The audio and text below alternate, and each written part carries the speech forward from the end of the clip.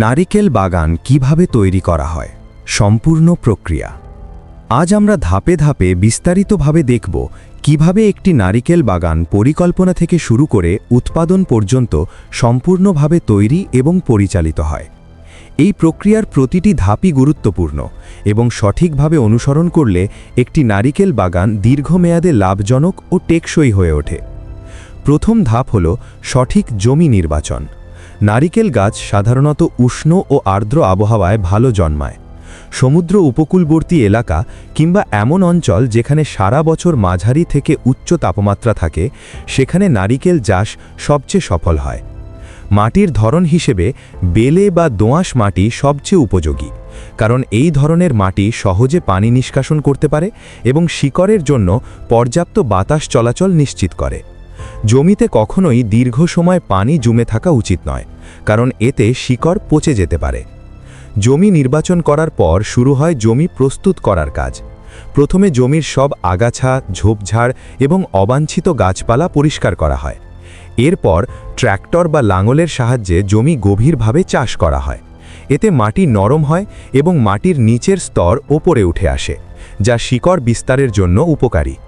প্রয়োজনে জমি সমান করা হয় এবং পানি নিষ্কাশনের জন্য ড্রেন বা নালা তৈরি করা হয়। এরপর নির্দিষ্ট দূরত্ব অনুযায়ী গর্ত তৈরি করা হয়।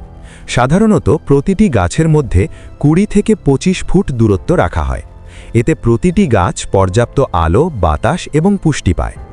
গর্তগুলো সাধারণত 3 থেকে 4 ফুট গভীর এবং প্রশস্ত করা হয়, যাতে শিকড় সহজে বৃদ্ধি পেতে পারে। প্রতিটি গর্তে জৈব সার, পচা গোবর, কম্পোস্ট এবং প্রয়োজনীয় খনিজ উপাদান মেশানো হয়। অনেক ক্ষেত্রে মাটির উর্বরতা বাড়ানোর জন্য ভার্মি কম্পোস্ট বা অন্যান্য উন্নত জৈব সার ব্যবহার করা হয়।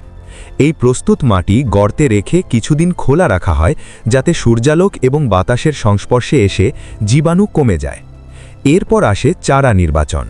সুস্থ, রোগমুক্ত এবং উচ্চ ফলনশীল জাতের চারা নির্বাচন করা অত্যন্ত গুরুত্বপূর্ণ। সাধারণত 8 থেকে 10 মাস বয়সী চারা রোপণের জন্য উপযুক্ত হয়।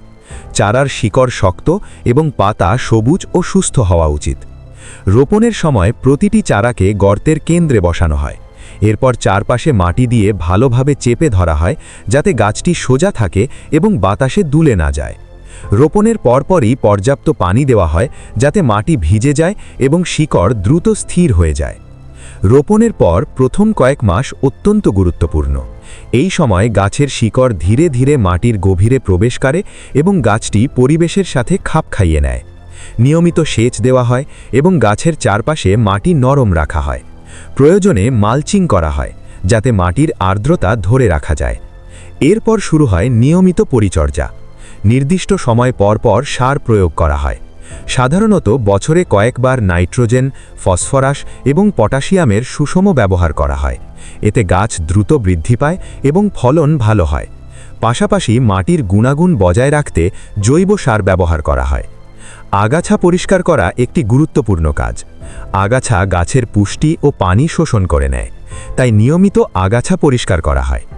অনেক ক্ষেত্রে যান্ত্রিক বা হাতে আগাছা পরিষ্কার করা হয়। পোকামাকড় ও রোগ নিয়ন্ত্রণের জন্য নিয়মিত পর্যবেক্ষণ করা হয়। নারিকেল গাছে বিভিন্ন ধরনের পোকা আক্রমণ করতে পারে, যেমন বিটেল বা লার্ভা, যা গাছের ক্ষতি করে। তাই প্রয়োজনে জৈব কীটনাশক বা নিরাপদ রাসায়নিক ব্যবহার করা হয়। গাছ ধীরে ধীরে বড় হতে থাকে। কয়েক বছরের মধ্যে গাছ পূর্ণ উচ্চতায় পৌঁছায়। এই সময় গাছের শিকড় মাটির গভীরে প্রবেশ করে এবং গাছটি শক্তভাবে দাঁড়িয়ে থাকে। পর্যাপ্ত সূর্যালোক, পানি এবং পুষ্টি নিশ্চিত করা হলে গাছ সুস্থ থাকে। একসময় গাছে ফুল আসে এবং পরে নারিকেলের গুচ্ছ তৈরি হয়। এই গুচ্ছগুলো ধীরে ধীরে বড় হয় এবং পরিপক্ক হয়। সাধারণত নারিকেল সম্পূর্ণ পরিপক্ক হতে 10 থেকে 12 মাস সময় লাগে। গাছগুলোতে যখন পর্যাপ্ত পরিমাণে নারিকেল ধরে এবং সেগুলো পরিপক্ক হয়ে ওঠে, তখন শুরু হয় সংগ্রহ বা হারভেস্টিং ধাপ। এই ধাপে প্রশিক্ষিত শ্রমিকরা গাছে ওঠে বা বিশেষ যন্ত্র ব্যবহার করে নারিকেল কাটে। নিরাপত্তা বজায় রাখা এই সময় অত্যন্ত গুরুত্বপূর্ণ। কাটা নারিকেলগুলো মাটিতে সংগ্রহ করা হয় এবং একত্রিত করা হয়। এরপর বাছাই প্রক্রিয়া শুরু হয়। কাঁচা, আধা পাকা এবং সম্পূর্ণ পাকা নারিকেল আলাদা করা হয়। প্রতিটি ধরনের নারিকেল ভিন্ন কাজে ব্যবহার করা হয়। বাছাই শেষে নারিকেল পরিষ্কার করা হয়। বাইরের খোসা থেকে ময়লা সরিয়ে ফেলা হয়। অনেক ক্ষেত্রে বাজারজাত করার জন্য আংশিক খোসা ছাড়ানো হয়। এরপর প্যাকেজিং করা হয়। নারিকেলগুলো বস্তা, ঝুড়ি বা প্লাস্টিক ক্রেটে ভরা হয়। এরপর ট্রাকে তোলা হয় এবং নির্দিষ্ট গন্তব্যে পাঠানো হয়।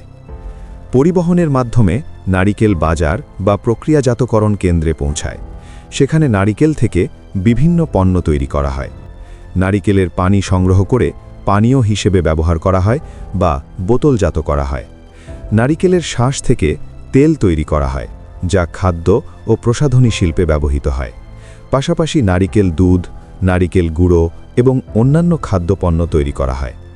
নারিকেলের খোসা দিয়ে জ্বালানি, দড়ি এবং অন্যান্য উপকরণ তৈরি করা হয়। ফলে নারিকেলের কোনো অংশই অপচয় হয় না। এই পুরো প্রক্রিয়াটি একটি পরিকল্পিত এবং ধাপে ধাপে পরিচালিত ব্যবস্থা। সঠিক ব্যবস্থাপনা, নিয়মিত পরিচর্যা এবং দক্ষ শ্রমের মাধ্যমে একটি নারিকেল বাগান দীর্ঘমেয়াদে সফল এবং লাভজনক হয়ে উঠতে পারে। এইভাবেই একটি নারিকেল বাগান শুরু থেকে শেষ পর্যন্ত তৈরি এবং পরিচালিত হয়।